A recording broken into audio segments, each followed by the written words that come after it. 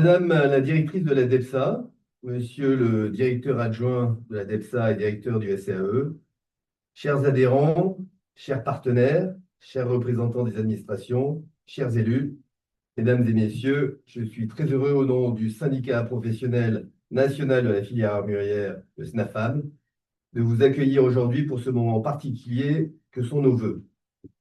Les vœux, ce n'est pas seulement une tradition, c'est un temps de bilan, un temps de vérité et surtout un temps de projection collective. Avant toute chose, permettez-moi de vous adresser à toutes et à tous mes meilleurs vœux pour cette nouvelle année, des vœux de santé bien sûr, et ce n'est pas un vain mot, mais aussi des vœux de stabilité, de lisibilité et de confiance pour notre filière qui en a bien besoin compte tenu de ce qui se passe dans le monde. Je souhaite remercier très sincèrement l'ensemble de nos adhérents avec qui le SNAFAM vit au quotidien, nos élus, nos partenaires institutionnels. Je remercie également les représentants de l'État présents aujourd'hui, donc tout particulièrement le service central des armes et explosifs, le SCAE, qui nous fait l'honneur d'être présent à nos vœux et de nous accueillir.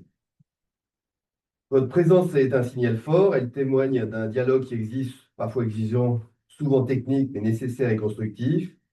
Et nous sommes particulièrement heureux que vous puissiez tout à l'heure nous présenter le bilan de l'année 2025 et évoquer les perspectives pour 2026.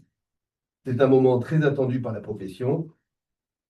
L'année 2025 a été une année particulièrement dense pour le SNAFAM, dense par les nombreux dossiers abordés, dense par la diversité des sujets traités, dense par l'intensité du travail mené tout au long de l'année.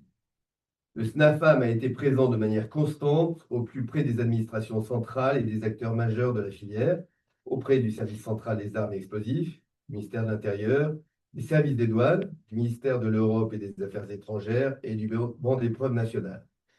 Mais au-delà de ce travail institutionnel indispensable, 2025 a aussi été une année de fort investissement interne pour le SNAFAM.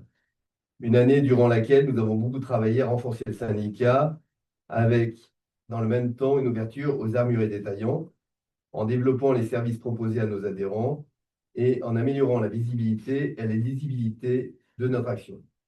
Notre objectif a été clair, faire en sorte que, année après année, le rôle du SNAFAM soit mieux identifié, mieux compris et reconnu par l'ensemble des acteurs de la filière. C'est dans cette logique que s'inscrit l'ensemble des sujets que je vais maintenant aborder. Ils illustrent concrètement ce que SNAFAM travaille, ce qu'il porte et ce qu'il défend pour ses adhérents. Un rôle de vigie, un rôle de porte-voix et surtout un rôle de médiateur pragmatique entre la réalité du terrain et les exigences de la politique publique de contrôle des armes. C'est pour cela que nous sommes émancipés du comité Guillaume Tell qui ne répondait plus à nos attentes et surtout aux attentes des fédérations sportives de tir. Or, le tir sportif représente la moitié de l'activité de nos membres. Aussi, avons-nous été à l'origine du nouveau comité Héraclès, qui regroupe l'importante Fédération française de tir, la non moins représentative Fédération française de balle-trappe et la très en vogue Fédération française de ski, avec sa spécialité qui nous est liée et qui nous apporte tant de médailles, le biathlon. Le SNAFAM et moi-même assurons la présidence du comité Héraclès et nous avons fait appel au cabinet d'affaires Lysios pour nous accompagner dans la liaison avec les administrations. Notre présence est de plus en plus forte et nous sommes sûrs que le comité Héraclès deviendra progressivement un interlocuteur incontournable dans le dialogue avec les administrations. Pour tout ce qui concerne la réglementation des armes, le comité Héraclès favorise également les échanges entre nos différentes structures et cela est important. Impossible de parler de 2025 sans évoquer le système d'information sur les armes, le SIA. Depuis son lancement en 2019, le SIA est devenu l'outil central de la traçabilité des armes civiles. Nous en partageons pleinement les objectifs: sécuriser, tracer, responsabiliser. Nous l'avons toujours dit, un système aussi structurant ne peut fonctionner durablement que s'il s'appuie sur des échanges réguliers et organisés avec les professionnels, mais aussi avec les fédérations représentatives des usagers. C'est cette qualité de dialogue qui conditionne l'appropriation de l'outil et son efficacité dans la durée.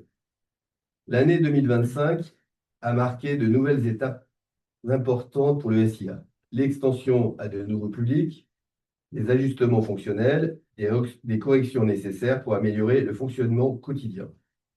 Dans le même temps, certains développements structurants attendus de longue date par la filière restent à construire.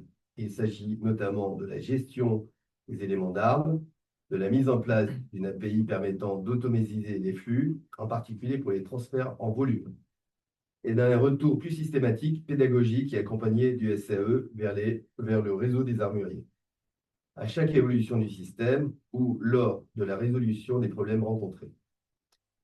Sur l'ensemble de ces sujets, le SNAFAM est resté pleinement mobilisé au sein de ses groupes de travail internes, dans la structuration et la transmission des remontées de terrain vers le SAE, comme il le fait depuis l'origine du SIA, toujours dans une logique de recherche de solutions concrètes. Notre ligne sur le SIA n'a jamais varié. Oui à la traçabilité, oui à la sécurité et oui à un travail collaboratif, exigeant et continu entre l'administration et le SNAFAM. C'est précisément dans cet esprit que nous accueillons très positivement les évolutions récentes en matière de concertation et notamment la mise en place des comités utilisateurs par le SRE. Ils ouvrent un cadre structuré pour renforcer le dialogue, mieux anticiper les besoins et faire évoluer le SIA de manière partagée et efficace. Pour en venir à cette réalité du terrain, vous, professionnels, êtes des professionnels en adaptation. Derrière les outils et les textes, il y a des hommes et des femmes et des hommes, pardon, des armuriers, souvent à la tête de petites structures. En 2025, beaucoup d'armuriers détaillants ont constaté des gains concrets apportés par le SIA, notamment en termes de temps, de simplification des démarches et de presque fin des registres et des CERFA papier. Dans le même temps, comme pour tout outil structurant, des ajustements ont été nécessaires et certaines situations particulières ont demandé des clarifications. C'est précisément à ce niveau que l'accompagnement et le dialogue ont pris toute leur importance. Le rôle du SNAFAM a été d'aborder ces tensions ou difficultés, de les structurer et de les faire remonter de manière responsable. C'est précisément pour cela que le SNAFAM n'est pas un simple observateur, mais un acteur engagé, présent dans les commissions, les réunions techniques et les concertations interministérielles. Une nouvelle méthode de travail a été mise en place en 2025 au sein du SNAFAM, le travail par commission, permettant de créer un lien concret entre les armuriers détaillants, qui nous ont rejoints nombreux ces derniers mois au sein du SNAFAM, avec un collège qui leur est réservé, et les metteurs sur le marché, que sont les importateurs, fabricants, grossistes, autour des sujets partagés et de problématiques communes. Je veux insister sur un point essentiel. Le SNAFAM ne travaille pas dans l'abstraction. Nous travaillons à partir de vos réalités professionnelles, de vos contraintes, de vos pratiques quotidiennes. Nos sujets sont portés, travaillés et approfondis au sein de commissions spécialisées. Affaires publiques, réglementation, affaires étrangères, banc d'épreuves nationales, RSE, communication, environnement, formation et emploi, gestion et vie en entreprise, études des données économiques, numériques et SIA. Ces commissions sont mises en place sur proposition directe des adhérents et elles travaillent toujours au plus près des besoins concrets du terrain. Au SNAFAM, rien n'est théorique, tout est vécu et argumenté. Je veux à ce stade adresser mes remerciements les plus sincères à tous celles et ceux qui font vivre ces nouvelles commissions, et notamment aux présidents de commission qui prennent beaucoup de leur temps professionnel pour animer ces commissions. Je pense aux dirigeants, aux salariés de nos entreprises adhérentes qui s'investissent, qui donnent de leur temps, qui partagent avec générosité et exigence leurs compétences, leur expérience et leur savoir-faire. Cet engagement n'est pas accessoire, il est fondamental. C'est grâce à vous, grâce à ce travail collectif, que le SNAFAM est aujourd'hui une organisation professionnelle crédible, écoutée et reconnue. C'est cette méthode fondée sur l'expertise du terrain et de l'engagement professionnel des professionnels qui fait la force et la légitimité du SNAFAM. 2025 nous a encore permis de la renforcer grâce à vos engagements. Dans la continuité du travail mené au sein des commissions, le SNAFAM a également mis en place depuis septembre dernier un cycle de webinaires qui rencontrent aujourd'hui un très large succès. Ces webinaires ont été conçus comme des outils pratiques directement utiles au quotidien des entreprises et en complément naturel du travail collectif mené par le SNAFAM. Les thématiques abordées sont volontairement des sujets très concrets au cœur de l'activité des armuriers. Ils ont notamment porté sur le transport et l'expédition des armes, les contrôles dans l'armurerie, la filière de recyclage des articles de sport et de loisirs, le médiateur à la consommation et la nouvelle réglementation sur les couteaux. Ces webinaires s'adressent à la fois aux armuriers détaillants et à leurs fournisseurs. Ils permettent de diffuser une information claire, opérationnelle et directement mobilisable, dans un format accessible et pédagogique. Leur succès confirme l'utilité de ces formats et l'attente forte des professionnels en matière d'accompagnement concret.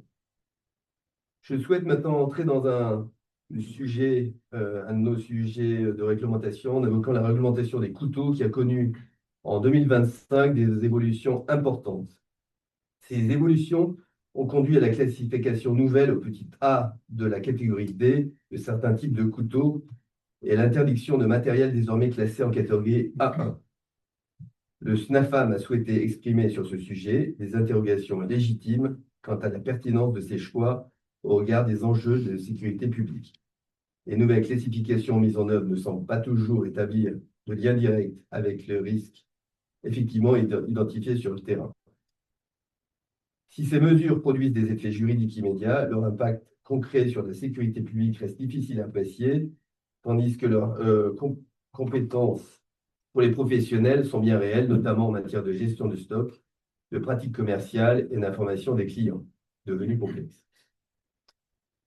Une réglementation qui pénalise les professionnels sans améliorer la sécurité publique ne peut pas être considérée comme objectivement aboutie. Dans ce contexte, le SNAFAM a travaillé pour accompagner les professionnels à sécuriser les pratiques tout en rappelant la nécessité d'une réglementation visible, cohérente et directement reliée aux objectifs de sécurité poursuivis. Sur ces sujets sensibles, le SNAFAM continuera à expliquer, à dialoguer et à défendre des règles utiles, proportionnées et applicables au service à la fois de la sécurité publique et de la sécurité juridique des professionnels. Malgré la difficulté du sujet, nous tenons à remercier le SCAE pour l'écoute qu'il nous a apportée sur ce sujet. Je souhaite maintenant aborder un sujet sensible, mais absolument central pour notre filière, et sur lequel mon expertise professionnelle au sein du groupe leader mondial de la cartouche à grenaille légitimise les positions du SNAFAM, le plomb. En 2025, le plomb est devenu un sujet à la fois environnemental, économique et politique. C'est un sujet complexe qui ne peut être traité ni dans l'urgence, ni dans la simplification. Le SNAFAM ne nie pas les enjeux environnementaux et ne refuse pas l'objectif de réduction des impacts lorsque cela est possible. En revanche, il s'oppose aux approches déconnectées des réalités techniques et industrielles. Le plomb concerne directement les munitions, notamment celles destinées à la chasse, au tir sportif et à l'entraînement. Dans ces usages, il reste aujourd'hui un élément central en matière de balistique, de sécurité et de fiabilité. Dans de nombreux cas, les alternatives ne sont pas encore techniquement abouties, avec des conséquences non maîtrisées, ni disponibles à une échelle économiquement soutenable. Sur ce dossier, le SNAFAM s'est fortement mobilisé en 2025 au niveau national, en concertation avec ses homologues européens. Ce travail a permis d'obtenir des avancées concrètes sur le calendrier, alors que certaines évolutions étaient initialement envisagées dans des délais très courts, de l'ordre de 18 mois. Alors nous, pas seulement nous, les groupes de pression, dont le SNAFAM, avons obtenu un allongement des échéances, jusqu'à 5 ans pour les munitions à percussion centrale, mais les munitions bimatières à grenaille restent positionnées à ce jour sur un délai de transition de 3 ans, ce qui est trop court pour nous. Ces évolutions constituent un premier pas important, mais elles restent toutefois insuffisantes au regard des enjeux techniques, industriels et économiques. C'est pourquoi le SNAFAM, comme le ministère de l'Intérieur, porte clairement la nécessité d'un report à 10 ans. Seul horizon compatible avec le temps nécessaire à la recherche, au développement, à l'adaptation industrielle et à l'accompagnement des utilisateurs. Sur le plomb, la question n'est pas de savoir s'il faut évoluer, mais de savoir comment et dans quel délai. Sans temps long, il n'y aura ni solution crédible, ni sécurité renforcée. Je souhaite maintenant évoquer la filière REP-ASL, le recyclage des articles de sport et de loisirs, qui concerne également les munitions, qui est aujourd'hui pleinement entrée dans une phase de construction et de maturité collective. La responsabilité élargie du producteur appliquée aux articles de sport et de loisirs constitue un cadre structurant que la filière armurière a choisi d'investir de manière volontaire et responsable. Il n'y a plus sur ce sujet de débat de principe.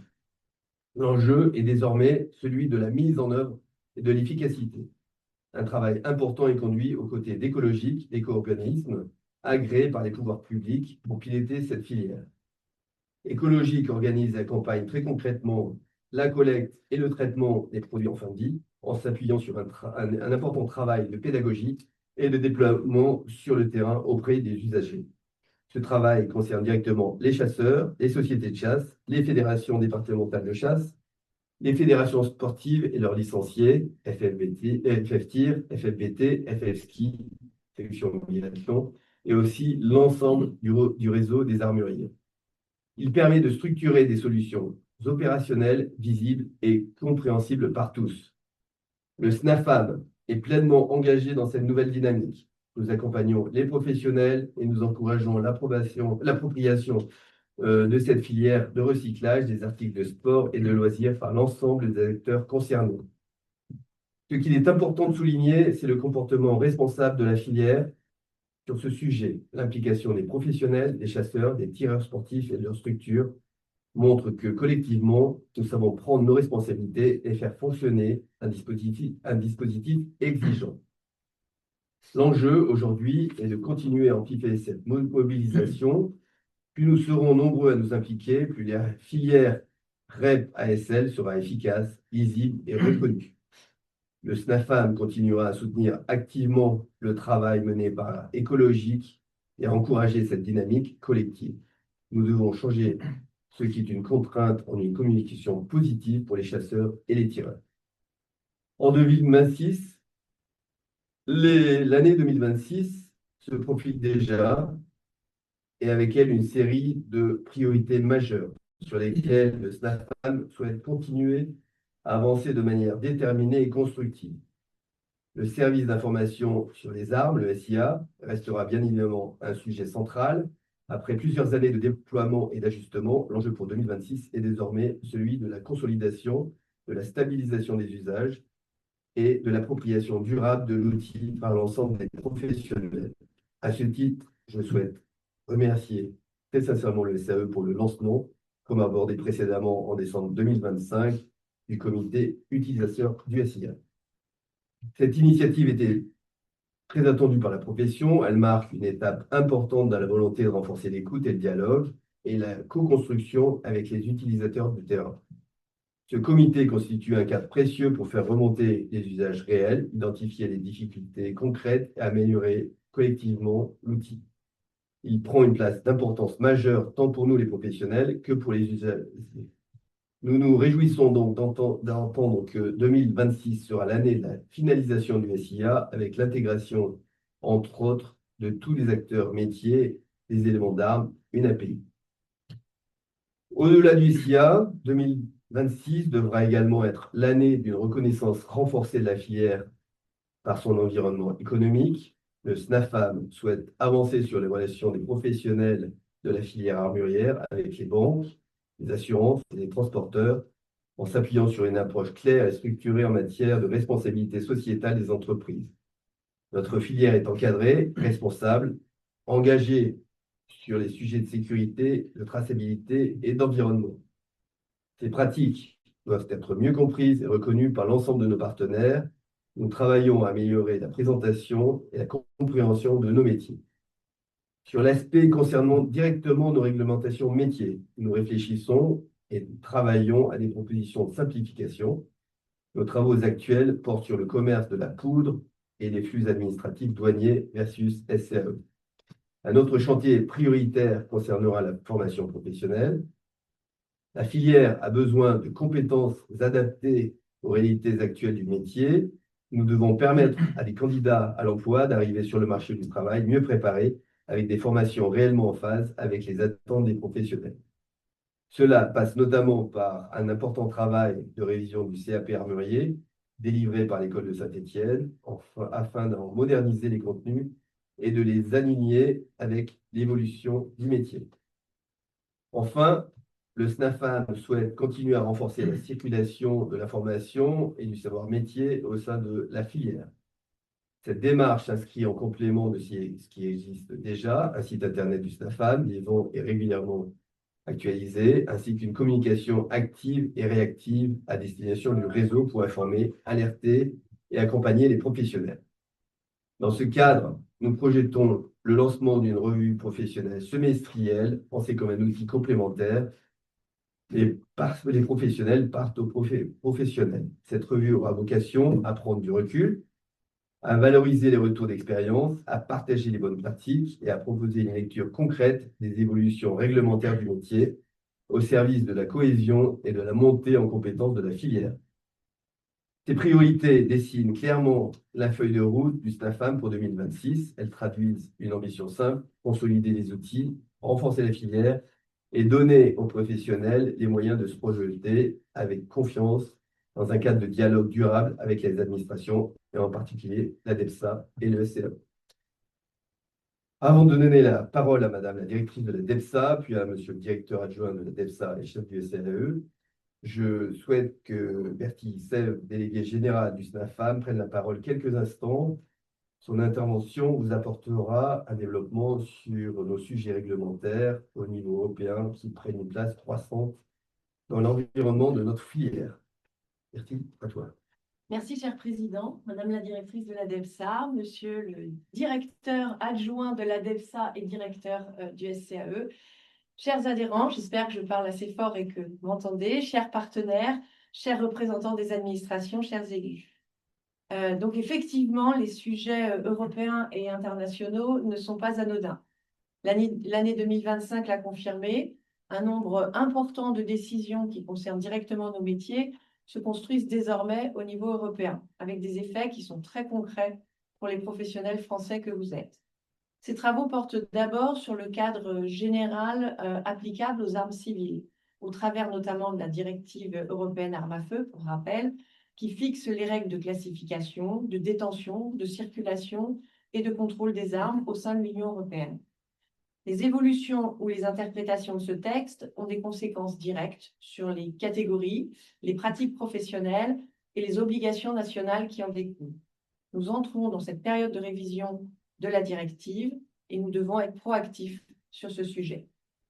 Les travaux européens concernent également les normes techniques et les exigences de conformité des produits, notamment en matière de marquage, de traçabilité avec des impacts directs sur la mise sur le marché et la circulation des armes et leurs éléments essentiels, ainsi que les conditions de circulation et de transfert des armes et produits associés, notamment au regard du règlement 258/2012 qui encadre les échanges avec les pays tiers. L'articulation entre le cadre européen et les pratiques nationales peut générer des complexités administratives et aussi des incertitudes juridiques pour les entreprises. De ce fait, nous devons rester en permanence vigilants. Un sujet aussi actuellement préoccupant au niveau international porte sur les armes fabriquées de manière artisanale ou par impression 3D, parfois désignées comme armes fantômes. Ces questions sont abordées à la fois dans le cadre de la directive européenne armes à feu que nous venons de citer et dans des textes plus larges relatifs à la traçabilité, au marquage et à la lutte contre la fabrication illicite. L'enjeu ici, et à notre niveau, est de traiter les pratiques réellement problématiques sans créer d'amalgame ni de contraintes inadaptées pour les acteurs légitimes que vous êtes. Concernant les procédures douanières, un projet de règlement d'exécution relatif au système de licence électronique pour les armes à feu s'inscrit dans une dynamique de modernisation et d'harmonisation des procédures au niveau de l'Union européenne. Il vise à préciser les modalités d'application d'un autre règlement, le 2025/41, en mettant en place un cadre numérique qui sera commun pour la gestion des licences d'importation, d'exportation et de transit. Ce projet poursuit des objectifs clairs et partagés: renforcer la traçabilité des flux, sécuriser les échanges d'informations entre autorités, faciliter la lutte contre le trafic illicite, tout en améliorant, et c'est ce qui vous intéresse, la fluidité des échanges pour les opérateurs qui respectent le cadre légal. Pour autant, l'expérience acquise sur d'autres évolutions récentes nous invite à la prudence quant aux conditions concrètes de mise en œuvre, en particulier dans le contexte français.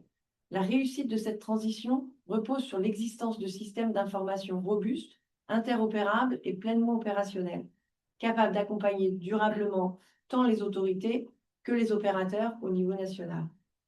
Dans l'état actuel des outils existants, cette évolution appelle une attention particulière, afin que les contraintes techniques et organisationnelles ne viennent pas fragiliser les dispositifs qui sont actuellement en place, ni compliquer les démarches des acteurs de terrain. L'année qui s'ouvre devra ainsi être placée sous le signe de l'anticipation, du dialogue et de la construction progressive de solutions adaptées.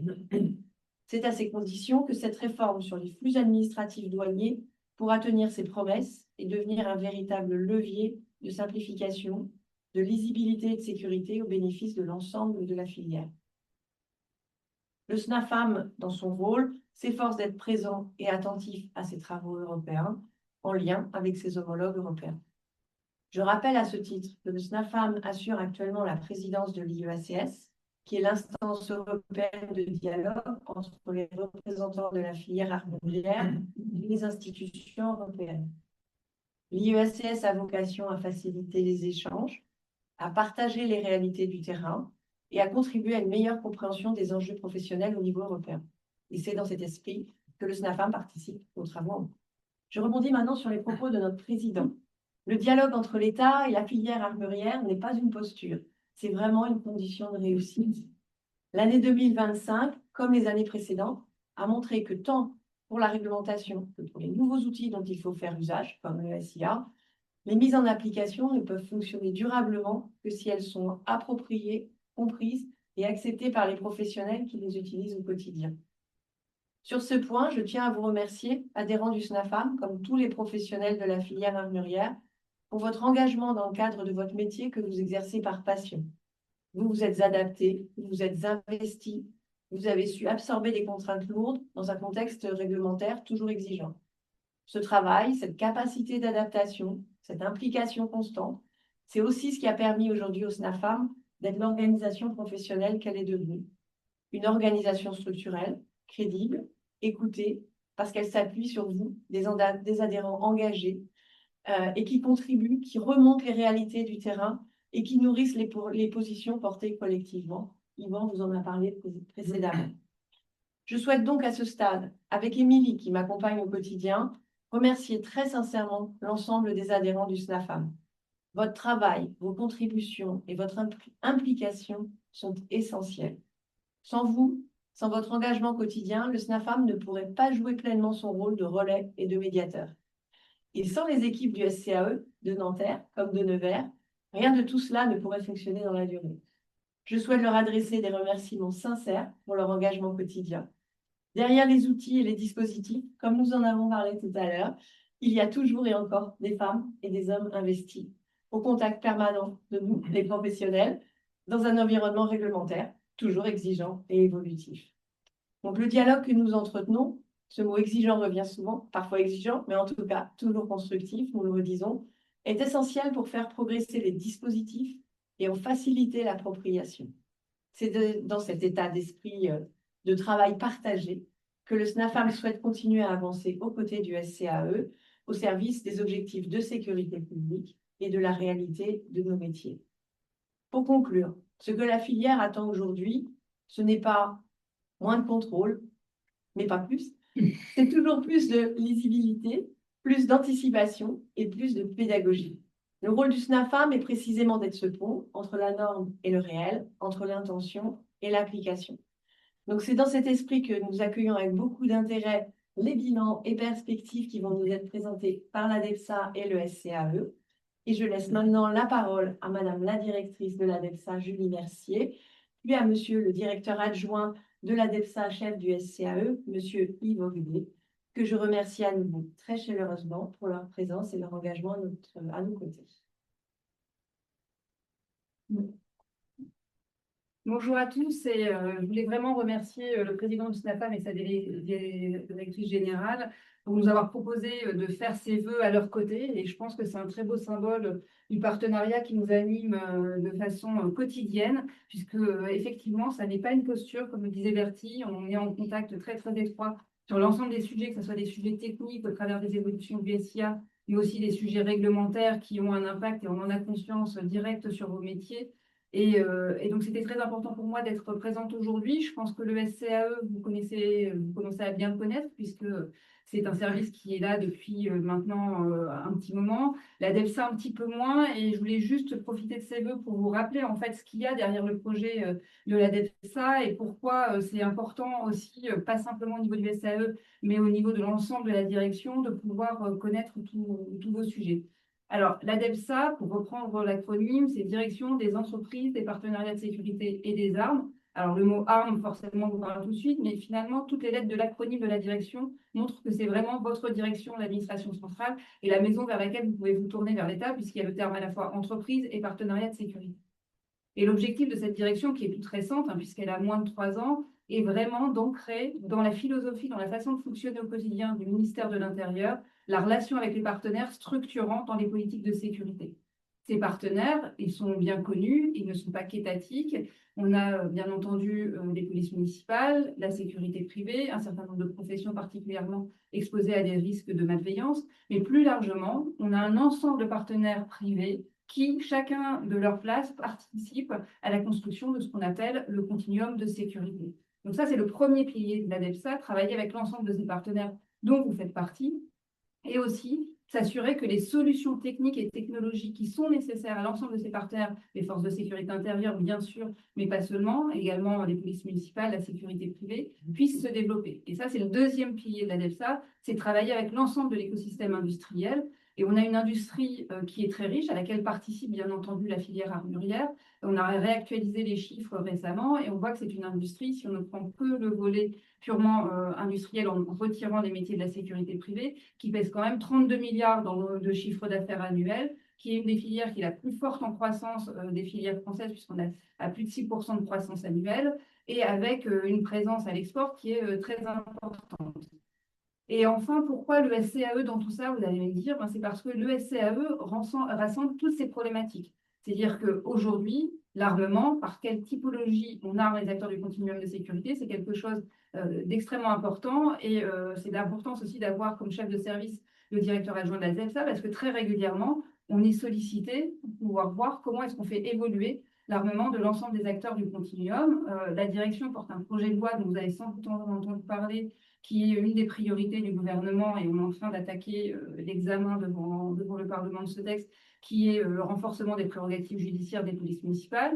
On a des réflexions en cours aussi pour un certain nombre d'acteurs, que ce soit les services internes de sécurité, des opérateurs d'importance vitale ou de la sécurité privée. Sur l'ensemble de ces sujets, forcément, la question de l'armement est centrale, et donc le fait de pouvoir avoir le SCAE au sein de la direction est une grande force pour pouvoir travailler ces sujets de façon coordonnée et, comme ça a été dit à plusieurs reprises, de façon réaliste et en lien avec les réalités de terrain. Parce qu'il n'y a rien de pire qu'une réglementation qui se fait hors sol. Et puis aussi, le fait d'avoir une expérience au travers du SCAE du fonctionnement de ces filières industrielles, ça vient nourrir le dernier pilier de la direction. Donc, c'est vraiment ça la philosophie de cette direction, à laquelle le ministre de l'Intérieur est particulièrement attaché, puisque pour ceux d'entre vous qui n'auraient pas fait le lien, c'était des sujets qu'il avait déjà portés très fortement lorsqu'il était secrétaire d'État il y a quelques années, et il ne cesse de nous donner des réassurances de son importance, de l'importance pour lui de travailler avec l'ensemble des partenaires, et comme ça se fait partout aujourd'hui sur le terrain, et comme il a pu lui-même l'éprouver lorsqu'il était préfet de police. Donc voilà, c'était vraiment un plaisir pour moi de vous présenter le schéma global de la direction. Et je vais laisser donc à Yves Ogdet, à la fois directeur adjoint de la DELSA et chef du service central des armes et explosifs, vous faire le bilan 2025 et les perspectives 2026. Merci, Madame la directrice. Monsieur le Président, Madame la déléguée générale, chers membres du SNAPAM, bonjour à toutes et à tous. Tout d'abord, en premier point, je souhaite vous adresser à chacune et à chacun d'entre vous mes meilleurs voeux pour l'année 2026, meilleurs voeux professionnels, et puis faire en sorte que vos activités vous soient prospères en 2026. Donc, le président vous a rappelé avec la déléguée générale les quelques dossiers importants par leur ampleur et leurs enjeux qui ont égrené l'année 2025. L'année 2025 a encore une fois démontré combien les enjeux liés aux armes et aux explosifs exigent une vigilance constante, un haut niveau d'expertise et une coopération étroite entre l'État et les acteurs professionnels que vous représentez aujourd'hui à travers le SNAFAM. Dans ce contexte, et ça a été rappelé à maintes reprises et je le remercie, je souhaite également saluer le rôle important du SNAFAM, qui est un interlocuteur structurant et engagé aux côtés de l'État, pour lequel le dialogue est constant, exigeant et toujours équilibré. Peut-être pour revenir sur les principaux dossiers qui ont marqué 2025, bien évidemment, la pierre angulaire de la politique publique conduite en matière d'armes et d'explosifs, c'est la construction des normes et de la réglementation. Et puis le plan qui est associé, c'est le plan du contrôle. Je commencerai sur la partie réglementation. Donc, le sujet de la réglementation des armes blanches était un sujet majeur, structurant de par le rapport commandé par le Premier ministre sur armes blanches et mineures, qui a donné lieu à des décisions du Premier ministre sur l'élaboration de l'évolution de la réglementation sur les armes blanches, qui a vu le classement en catégorie A1 13 bulles et A1 14 bulles des couteaux 10 zombies et des coups de poing américains, qui donne lieu à une interdiction de détention et d'acquisition de ces matériels, et qui, de par le décret des 5 septembre dernier, a conduit à ce que les détenteurs s'en dessaisissent auprès des différents commissariats ou gardes de gendarmerie, de manière à ce qu'ils puissent être remis à l'état pour destruction. Donc, les professionnels qui en détenaient liquident leur stock en leur mettant également à l'état dans un pas de temps qui a été conduit avant la fin de l'année 2025. Ce travail a été conduit pour les commerces physiques. Il nous reste à conduire pour 2026, j'y reviendrai, le sujet des ventes en ligne pour ces armes blanches qui aujourd'hui seront interdites à la détention et à l'acquisition à travers les sites Internet, que ce soit en France, dans un pays État membre de l'Union européenne ou que ce soit un site à l'international. Deuxième point important et majeur, c'est, vous en avez parlé, M. le Président, c'est le système d'information sur les armes, qui est un point important, un outil qui était attendu pour faciliter les échanges entre l'administration, les acteurs privés et les acteurs associatifs par rapport à la détention des armes, la traçabilité des armes, point sur lequel la Cour des comptes a été très attentive en 2025 et sur lequel un certain nombre de recommandations nous ont été prodiguées. Je sais que vous avez participé également aux travaux d'évaluation de la Cour des comptes. Et là encore, votre retour de terrain a été tout à fait précieux, mais il a été pointé le besoin d'asseoir encore plus l'outil qui était le SIARM, de manière à ce qu'il soit livré en tout point dans sa version initialement conçue en 2018, pour que ce soit livré dans les meilleurs délais. Et sur ces points, nous pouvons prendre l'engagement qu'en 2026, l'ensemble des modules conçus en 2018 sera livré en 2026. Et un point important sur lequel vous avez fait référence sur les éléments d'armes, tout comme le module métier association, ou comme la partie sur les mineurs seront livrés avant la fin du premier semestre 2026. Il restera un module qui est propre à l'administration, qui est celui de la partie statistique, le tableau de bord du contrôle et la traçabilité des armes, qui lui interviendra plus tard, mais on donne une priorité aux utilisateurs que vous êtes, de manière à ce que la traçabilité des armes puisse être effective avec une fluidité que offre aujourd'hui l'outil informatique. Vous dire également que cet outil, pour dire la preuve de son succès, nous avons atteint à fin décembre 2025 1 177 000 comptes créés. C'est dire aujourd'hui le succès, c'est 13% d'augmentation sur le nombre de comptes qui avaient été créés en 2024. Et nous sommes à 3 950 000 armes qui sont aujourd'hui référencées dans cet outil. Et donc, c'est une augmentation de 9,6% par rapport à 2024. C'est dire qu'aujourd'hui, on arrive à avoir un outil qui commence à trouver un rythme de croisière. Et avec les modules métiers associations qui vont demain avoir la création de toutes les personnes morales qui auront des flottes d'armes qui seront recensées, on aura une traçabilité bien optimum par rapport à celle que l'on connaît aujourd'hui. Donc, je sais que vous avez été un acteur majeur de la mise en place de ce SIAM. Vous en êtes un promoteur et on le constate encore aujourd'hui. Grâce à l'ensemble des armuriers aujourd'hui présents et que vous représentez, nous avons capacité aujourd'hui à étendre vraiment l'action de cet outil qui est attendu par l'ensemble des détenteurs, personnes physiques, sur ce territoire national. Troisième point qui me semble également important de vous dire, c'est que nous avons au sein du SIAM un sujet qui est un micro-sujet par rapport à l'ensemble des enjeux, c'est la partie explosif. Mais je sais que les armuriers ne sont pas complètement étrangers à la problématique des explosifs. Et donc, nous avons en 2026 conçu un SI explosif qui va être mise en œuvre sur le plan informatique, qui devrait être développé à partir de 2026 pour être livré début 2027 à l'endroit des professionnels que vous êtes, mais également à l'endroit de l'ensemble des préfectures pour fluidifier le processus de déclaration et de contrôle de l'ensemble de la pratique industrielle qui utilise les explosifs. Donc, tout autant d'éléments qui sont aujourd'hui importants de vous rappeler et qui permettent d'asseoir une pratique de contrôle et de traçabilité de l'ensemble des armes et des explosifs. Point important également peut-être à souligner, c'est la partie contrôle.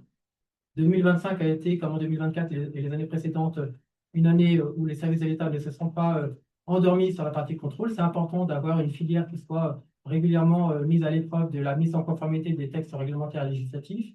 Et les services d'Eurocontrôle du service central des armes explosives, qui sont basés tant à Nanterre qu'à Nevers, ont été missionnés pour engager, dans le cadre de leur mission, les contrôles des établissements d'armuriers.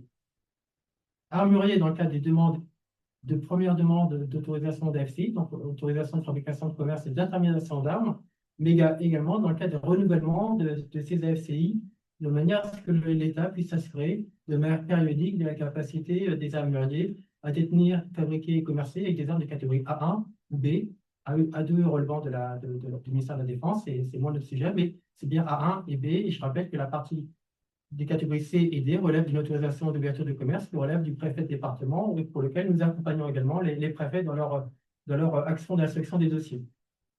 Peut-être vous dire qu'en 2025, il y a eu 1769 avis de douane qui ont été délivrés, pour lesquels nous émettons, nous, service central des armes explosives, un avis.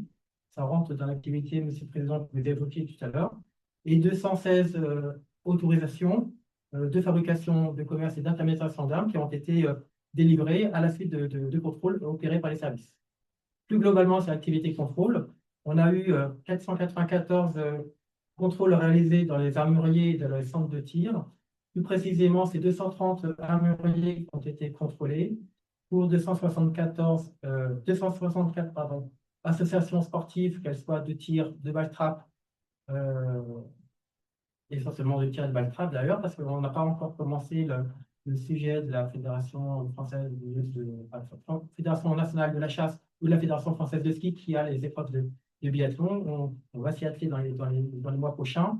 Mais nous avons donc 230 armuriers pour lesquels on a maintenant capacité sur la base de l'ensemble des rapports à produire un guide qui va permettre de vous accompagner sur la mise en conformité, sur les points majeurs identifiés et faire en sorte d'avoir pour vous un axe pédagogique sur lequel on va vous accompagner dans la durée pour améliorer les conditions de détention, de traçabilité d'armes au sein des armuriers. C'est un point central sur la sécurisation que l'on doit à l'ensemble des concitoyens. Dernier point, vous avez évoqué, Monsieur le Président, le sujet sensible de REACH. REACH étant effectivement un dossier que nous avons engagé ensemble en 2024, qui fait l'objet de travaux de la France dans le cadre du comité REACH qui est institué au niveau européen. La position française est une position multiple, comme vous le savez. Elle est portée par la Direction générale de la prévention des risques, qui relève du ministère de l'Environnement. Elle est également portée par Bercy, qui regarde de manière fine les sujets de l'impact sur la filière munitionnaire, sur la partie impact sur globalement la filière globale. Et le ministère de l'Intérieur, lui, regarde sous l'angle de la capacité de vulnérabilité des forces de sécurité intérieure, notamment au regard des équipements de protection individuelle. Si les balles alternatives demain à la matière du plomb vient à être vendue de manière générale sur le territoire national, comment aujourd'hui le ministère de l'Intérieur est capable de se protéger face à ces nouvelles menaces. Donc, le ministère de l'Intérieur a été, comme vous le savez, mandaté pour conduire deux évaluations, l'une sur l'étude d'impact sur la partie financière sur la filière, sur laquelle le SNAFAM a été associé aux travaux. Nous avons engagé une première réunion à l'automne et nous devons rendre des conclusions d'ici la fin du mois de février. Et sur l'évaluation balistique, par rapport à la vulnérabilité que pourraient proposer ces nouvelles munitions alternatives que seraient l'ALCI, le tungstène, le bismuth ou d'autres encore, nous devons conduire au mois de février une évaluation balistique avec un laboratoire pour attester de la capacité de résistance de ces matériaux aujourd'hui qui équipent nos forces. Et c'est sur la base de ces deux évaluations que le ministère de l'Intérieur portera dans le concert interministériel sous l'égide du secrétaire général des affaires européennes, du SGAE, qui proposera la position française lors du prochain comité REACH au printemps prochain. Et donc, c'est à la faveur de ces travaux qu'on sera capable de voir si aujourd'hui la France est contre le projet de règlement d'exécution européen, si on demande un pas de temps pour mettre en œuvre une histoire, enfin comme vous le dites, Monsieur le Président, de manière historique, on est tous forcément d'accord pour que le plomb ne soit pas une menace sanitaire pour la population française, mais le pas de temps qui nous sépare entre la décision d'aujourd'hui et la mise en œuvre doit être réfléchi mûrement pour accompagner les acteurs dans leur transition et leur mutation économique, parce qu'on sait très bien que derrière, il y a des hommes et il y a des industries qui doivent falloir être capables d'accompagner. Donc, ce point est un point qui est central. On y est attentif à la sécurité de nos forces, on y est également sensible à la sécurité économique des entreprises que représente aujourd'hui. Dernier point, et je m'arrêterai là. Vous avez cité dans la déléguée générale tous les travaux qui se font à l'échelle de l'Europe. Vous parlez des armes fantômes, des armes 3D, toute la réglementation sur la directive armes qui sont en train de s'appelle nos équipes travaillent et œuvrent au quotidien. C'est un sujet d'importance parce qu'on voit bien que la réglementation française, elle est liée aux réglementations européennes. Donc, on a besoin de travailler ensemble. Vous êtes des acteurs de terrain. Nous sommes l'administration centrale sur laquelle nous réfléchissons et nous concevons cette réglementation. On a besoin de travailler ensemble. Donc, je souhaite, dans cette année à venir 2026, qu'on s'inscrive dans cette continuité de nos défis, vers des évolutions réglementaires, technologiques et opérationnelles qui appelleront encore une fois une coopération étroite et un dialogue transparent. Le service central des armes explosives restera pleinement mobilisé pour accompagner ces évolutions, dans le respect de ses missions régaliennes et dans un esprit d'écoute et de pragmatisme. Je forme le vœu, encore une fois, que cette année 2026 nous permette de consolider encore nos méthodes de travail communes, d'anticiper les enjeux à venir, de poursuivre ensemble les améliorations continues de notre dispositif de contrôle et de sécurisation des armes au profit de la sécurité publique et de la sécurité des populations. Très bonne année 2026 et merci à vous. Est-ce le mot de conclusion à notre président? Cher Julie, cher Yves, merci beaucoup pour nous recevoir ici, d'avoir participé à nos vœux et d'avoir répondu avec un très constructif lors de ces dernières années. Et j'espère encore cette année. Merci à Bertille et toute son équipe pour faire le travail extraordinaire qu'elle fait au quotidien et qui est fait du SNAFAM, un petit syndicat, mais un syndicat très actif et clé dans notre filière. Donc, bonne année à tous, travaillez bien, résistez bien à la crise économique et à toutes ces évolutions géopolitiques. Et on se verra très bientôt. Merci d'avoir été ici nombreux aussi à participer à ces vœux. Merci, bonne année. Et alors, juste avant de vous quitter, comme je vois que vous êtes encore tous là, vous savez qu'en vous inscrivant à nos vœux, vous avez dû recevoir un petit porte-clés SNAFAM. Et ce porte-clés SNAFAM est déjà un simple jeton de caddie, pour ceux qui ne l'auraient pas compris.